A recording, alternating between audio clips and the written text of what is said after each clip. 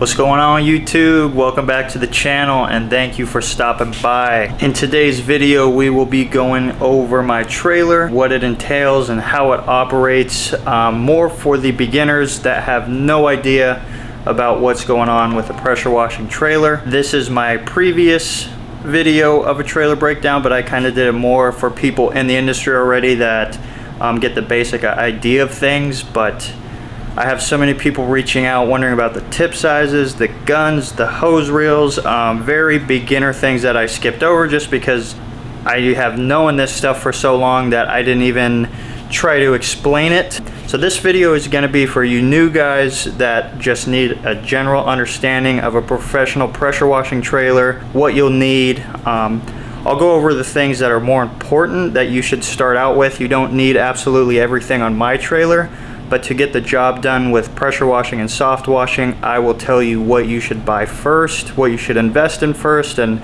research first, and we will go from there. If you guys are new to this channel, consider checking out the rest of the channel. I give away free pressure washing information. I give out cool content. I just try to make you guys happy and make your day that much better.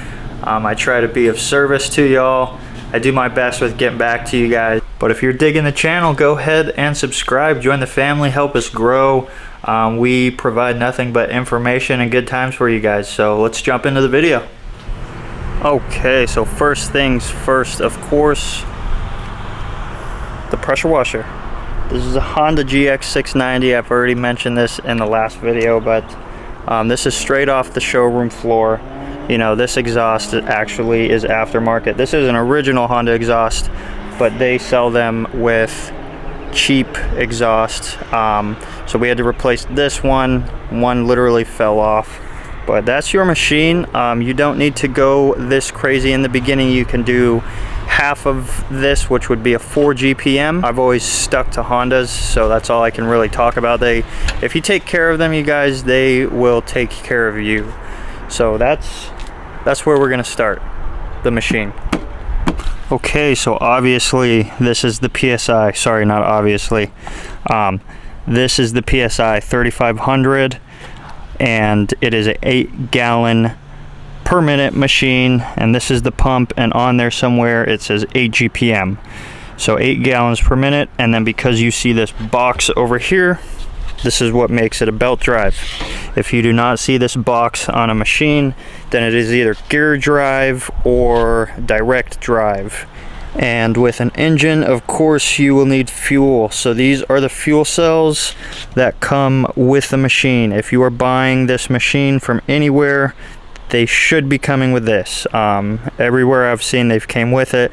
So these are like 5 to 6 gallon tanks, and we rigged it on here to save some room on the trailer, but I got them strapped in nice and tight, and we got both machines hooked up to these fuel cells. I hear this question a lot, and this applies to any machine. Can you hook up straight to the customer's hose bib? And yes, you can. So right here, this is 1 inch, yes, 1 inch hose that is going to be feeding the machine. But this is actually just going to my water tank, and if you were not running a water tank, you would be hooking a hose up right here, but I do not believe it would work with an 8 GPM machine. I could be wrong, but out here we're getting about 5 to 7 GPMs out of water hose bibs. So if you're starting and you have a 4 GPM, it will be no issue hooking up to a customer's garden bib. And right here is where your pressure line would come out. So obviously I have some hose reels. This is a Downstream Injector. We will get to that later. That's how you're going to be drawing some chemical solution. But anyway, right here is where the high pressure hose goes out, and we'll follow it. Boom, boom, right to the hose rail.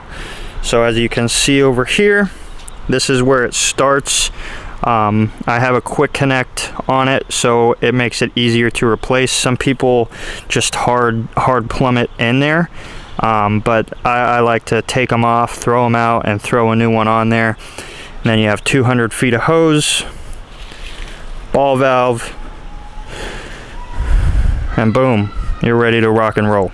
So I'll kind of break down everything in this video if you guys are new and you're starting with a trailer and you're going to be assembling a trailer or a skid or you know, something that is not just loading it up in your truck and moving. And then I will also explain it like that. If you're just packing stuff up, you're new to this and you're going straight to the job with some equipment in the back of your truck, I'll explain it both ways. So since we're on the pressure washing side of things, we will stick to that for now. These are your surface cleaners. Boom, you got a 16-inch and you got a 20-inch. And depending on your machine, you will want to go with a certain surface cleaner.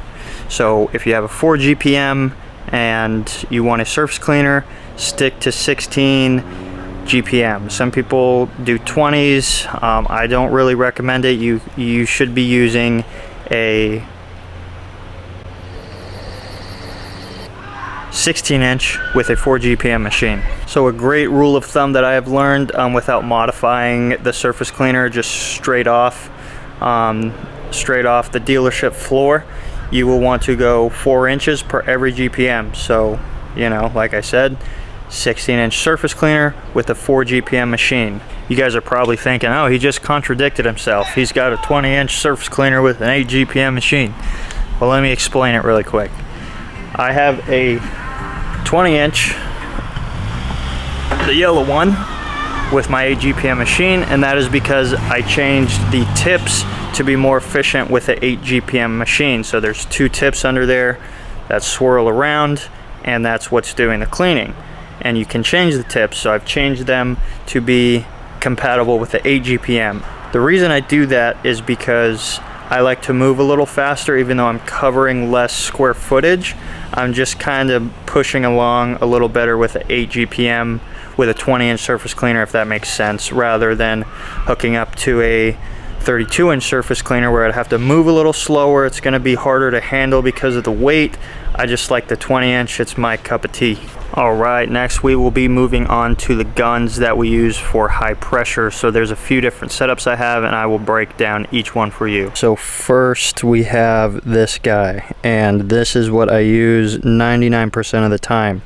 This is just a 3/4 quick connect, so it can go on the end of this, and this is a 1/4, so that's what's going to fit your tips into that end. And as you can see, I just have it reduced with some reducers to connect to each other, and these are from Home Depot. Just bring both quick connects and then go figure it out from there. So this setup is nice, you guys, because you are not on and off the trigger when you are washing. So all you do, open the ball valve and let it rip.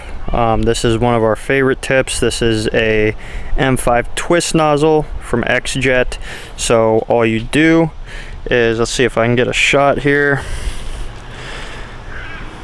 This is wide open, so this is going to be doing a 0 degree straight shoot. It comes out with very much volume. It's not much high pressure, and then you get it all the way down to like a 65 degree fan tip. So this thing, when you don't need high pressure, is awesome, and a majority of the time you do not need high pressure. Okay, so these are about the only 3 tips I use with high pressure and with my soft wash setup, and soft wash setup we will get into. But this is a J-rod. They hold the tips. This whole contraption is not a J-rod, just the holder right here that you can see where they're connected. That's the J-rod. These are the tips. So these are 40 orifice tips. So when you see 0040, which is this guy, 1540, 2540, it is the width of the spray pattern, and then that's the 0040, and then the 40 is the orifice size. So these are all 40s, but this is called a 0040 because it's a 0 degree. 1540 because it's got a 15 degree width, all being at a orifice of 40. Okay, so this is your traditional gun. We just buy the cheap ones. Let's see, it's a Giant. I don't even know the the exact name of the gun, but it's pretty much the cheapest one you can get that's still professional grade. I think these come with the machines when you buy them, but we got a 3/4 quick connect down here that goes into the hose, and there's your gun. And then we have a quick connect at the end as well, and this way I can change out tips, and then also I can add different length lances to the gun rather than having one lance attached to the gun. So we barely use these guys, only in situations where we absolutely need a little extra length and throw a lance on there. Other than that, we stick to these tips and that quote-unquote gun. Alright, we are going to jump into soft washing now. This is very important. It is the main thing of a pressure washing business, in my opinion. Well, for us doing more residential, soft washing is very important. I would not be able to do my job without chemicals. Well, I would not be able to do my job professionally without chemically cleaning stuff. I'm not going to go too deep into plumbing, you guys, because that's all going to vary on how much hose length you have, if you have a proportioner or not, and a few other things. So I'm just gonna go over the very basics of them. Anyway, this is your cheapest route of soft washing besides a pump sprayer, but this is a 12-volt pump. So this is what is going to be spraying the chemicals, applying that chemicals onto the house, onto the roof, onto whatever you may need to be cleaning. And that's it. This is a 5.5 GPM Everflow. They sell them on Amazon. You can just type in 5.5 GPM chemical pump and they will pop up. You can see this is the inlet that's sucking the chemicals. This is the outlet. If you were just starting out and you didn't have hose reels, this inlet would be going straight to a tank, pulling the chem straight out of the tank. You could literally just put a filter on the end of it, dip it in a tank, and it will shoot out of this end, and you can literally just put your hose here, and then boom, you're spraying out whatever is in that tank.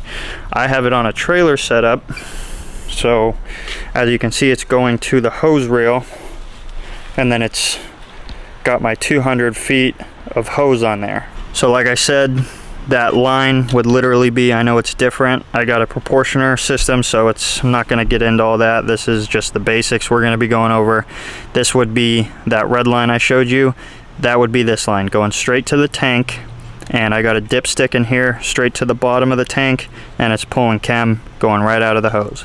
So if you're just starting out with a truck or whatever, and you're not building a trailer, and you're just loading this stuff up into the loading it up and then working right when you get on the job site, you will need, unless you're using a pump sprayer, which could be very time consuming, especially for a roof, you are going to need at least a 25-gallon tank, and you can mount that pump I was just showing you straight onto the top of the tank, and that's going to be the easiest to load and unload. And you can, with the fittings I have or any fittings, you can quick connect a hose right onto the end and spray from the truck like I did. I just had a 25-gallon tank, and I would have to batch mix. So batch mixing, here's a pro tip. Batch mixing is mixing your solution in a tank, and whatever is in that tank, that is what you are going to be spraying. So unless you have a proportioner, you will be spraying whatever is in that tank. It will be coming right out the other end. So this is our soft washing gun.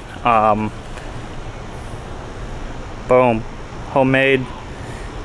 Getting a lot of questions about it, but this is a very cheap and easy way to build a gun. And again, it's triggerless, so all you got to do is open the ball valve and let it rip, and I'm going to break it down for you right now. Okay, so here is your hose. You just ordered, you just went to the store and you bought some chemical hose. Here it is. This is how it comes. Nothing on the end. Typically nothing on the end. This is ag hose, 1/2-inch ag hose, and this stuff is amazing. Anyway, the first connection piece right here, that's the first fitting. it's just a 1/2-inch hose barb, so it's going to go straight into the hose, and then it's got threads on the other side.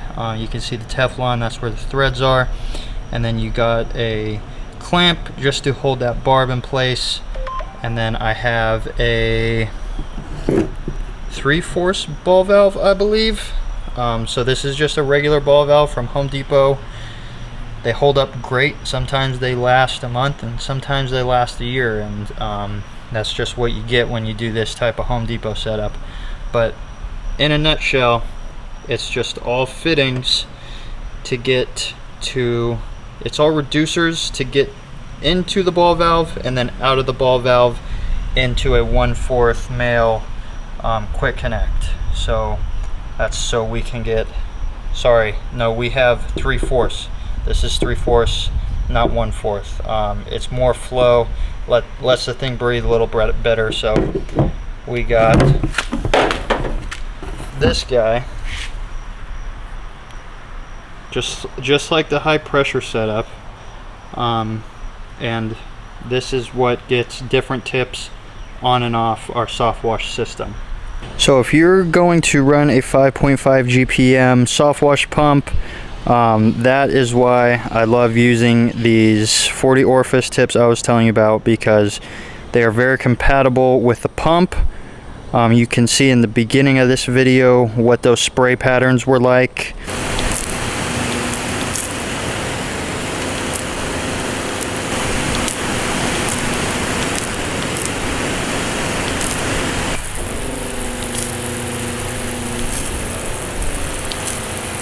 And another great thing with the HEPM, I can throw this, and it is a rinsing nozzle, so it produces a little bit of pressure, but nothing near to damage anything. You know, it's not blasting out thousands of PSI.